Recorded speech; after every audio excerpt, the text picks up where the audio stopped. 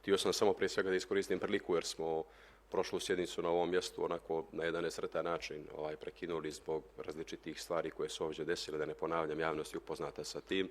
da kažem da sam zadovoljan što danas nastavljamo u jednoj sasvim drugačijoj atmosferi ovu sjednicu, u jednoj demokratskoj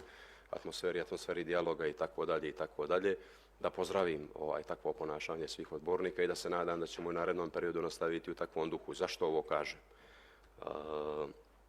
Svjedoci smo da u posljednje vrijeme u javnosti Crne Gore, a naročito Bara, nažalost Bar je bio na tapetu u zadnjih par sedmica,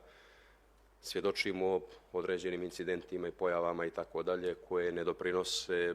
građanskom miru, stabilnosti i tako dalje u našem gradu i našoj državi. Mi kao odbornici, kao javni funkcioneri, kao politički predstavnici treba sa ovog mjesta pošaljemo prvi, najbolju i najljepšu poruku lijepog ponašanja, međusobnog uvažavanja i dijaloga. Dakle,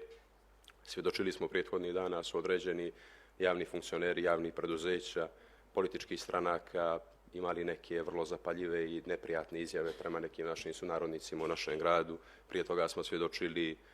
pojavi vršnjačkog nasilja i tako dalje i tako dalje. Mislim da mi imamo dužnost i predsjedniče, hvala vam za ovu priliku, iako sam malo probio vrijeme, da odavde pošaljemo poruku kako se treba ponašati, a pošaljemo poruku kako uvažavamo jedni druge i da pošaljemo mi sa ovog mjesta poruku neprihvatljivosti takvog ponašanja, poruku međusobnog uvažavanja, poruku tolerancije i prihvatanja ono što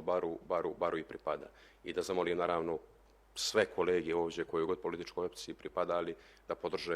podrže ovakvu moju poruku i da se zaista ponašamo u skladu sa tim, jer moramo biti svjesni koliko mi sa ovog mjesta kreiramo javno mnjenje i koliko dajemo krila određenim ponašanjima u javnosti Bara i Crne Gore. Hvala lijepo na prilici.